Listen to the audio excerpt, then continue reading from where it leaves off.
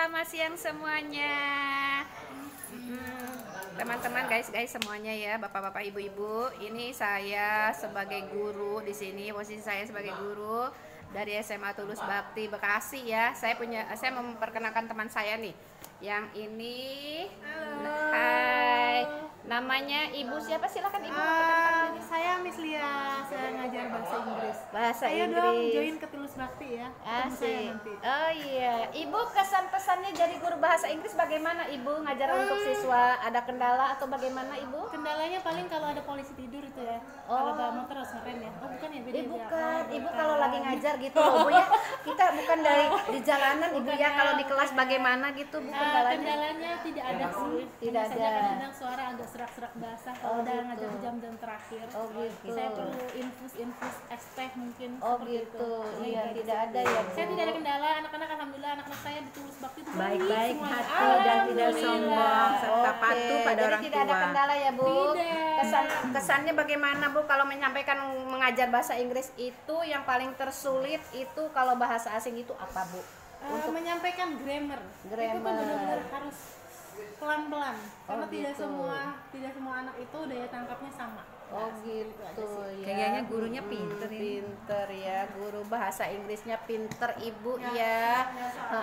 Kayaknya nggak salah ini jadi guru Iya, favorit betul. ini. Iya. Bener nih. Bagaimana kalau misalkan adakah gimana gitu peluang nanti ke depannya setelah anak-anak belajar pinter bahasa Inggris itu bagaimana ke depannya mungkin kalau Ini bahasa Inggris? sebenarnya anak-anak Tulus Bakti itu Apa pintar-pintar. tujuannya gitu loh? Iya.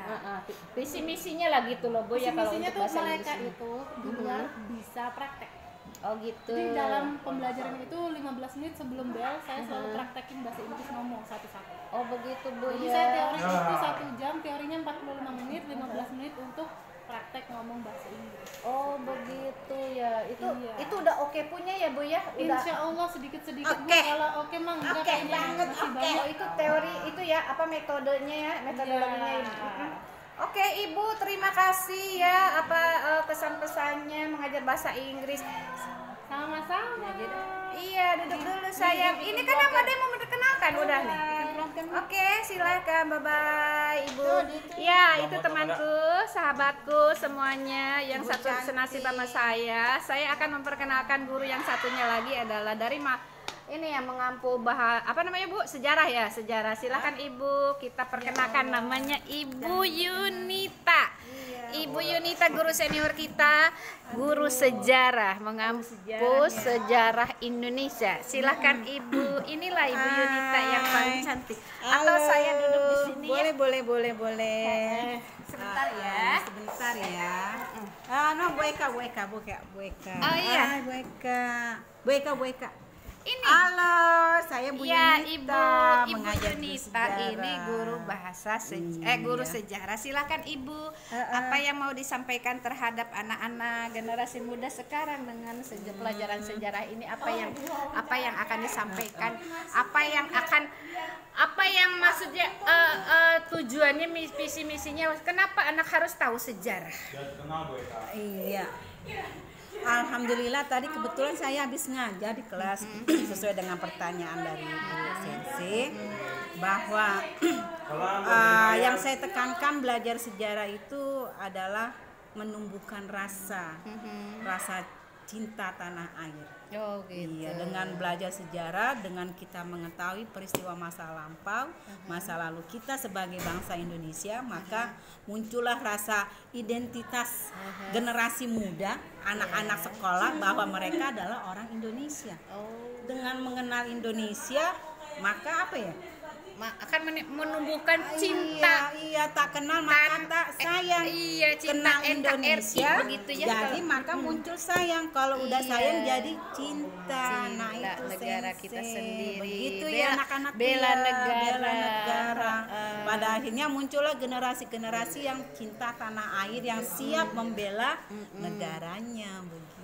Oke, Ibu, bagaimana menurut Ibu, kan zaman sekarang ini anak-anak itu lebih terkenal dengan dengan teknik digital, nah dengan zaman-zaman digital.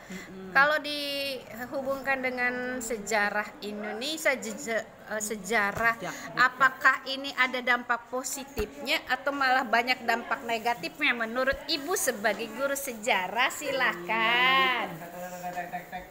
Iya, yang namanya negatif positif sih ada aja ya. Tapi kan dalam segala sesuatu kan kita ambil positifnya. Positifnya dalam program digital ini, Bu, era digital ini apa menurut Ibu kalau untuk siswa? Iya, dalam era digital ini untuk siswa pada akhirnya untuk mengenal lebih tentang sejarah, siswa bisa melihat dari digital itu sendiri, medianya bisa dari media tersebut bisa browsing, bisa searching, bisa searching, lihat langsung video-video tentang peristiwa sejarah. Jadi dengan melihat video kita bisa merasakan langsung kita ada di sana, bisa merasakan langsung kita perjuangannya gimana. Nah, jadi justru dengan adanya era digital ini untuk membantu siswa untuk lebih mengenal tentang peristiwa masa lalu. Bagus ya, berarti ada positifnya. Sisi negatifnya kira-kira apa, Bu? Kalau untuk sisi digital negatif, kalau sisi negatif kayaknya kelihatannya secara umum aja ya, bukan hanya pelajaran sejarah ya. Untuk yang lain juga sisi negatif dari digital ini ya, anak-anak memang pada akhirnya fokus ya belajarnya lebih banyak ya, itulah bacanya kurang. Iya, dia mereka lebih banyak melihat daripada membacanya. Nah itu dia kalau menurut saya ya. Gitu. Oh iya ya. Oke, Ibu Yunita, bagaimana? Apakah ada kendala menurut Ibu ya untuk mengajar mengajar sejarah ini untuk tiap tingkatannya, tiap kelasnya? Adakah kendalanya? Mungkin kendalanya mereka itu, yang saya perhatikan ya zaman sekarang anak-anak itu kok kayaknya kurang terlalu banyak mengenal sejarah Indonesia sendiri kayaknya menurut saya. Apakah itu menurut Ibu sama pendapat dengan saya, sependapat dengan saya? Tidak.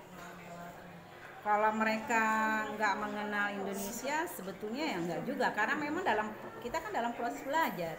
Pada akhirnya kalau kita belajar baru kita mengenal Indonesia. Kalau kendala sih rasanya sih nggak juga ya, nggak ada kendala sih, nggak terlalu besar buat kendalanya gitu. Memang ya harus untuk mengatasi kendala-kendala yang ada memang harus ada variasinya belajar. Jadi bukan hanya ngajar sekarang itu nggak hanya cerita aja gitu ya, harus ada selingan-selingan yang lain biar anak-anak itu termotivasi untuk belajar. Kira-kira seperti apa metodenya Ibu? Metodenya misalkan dengan audiovisual atau apa?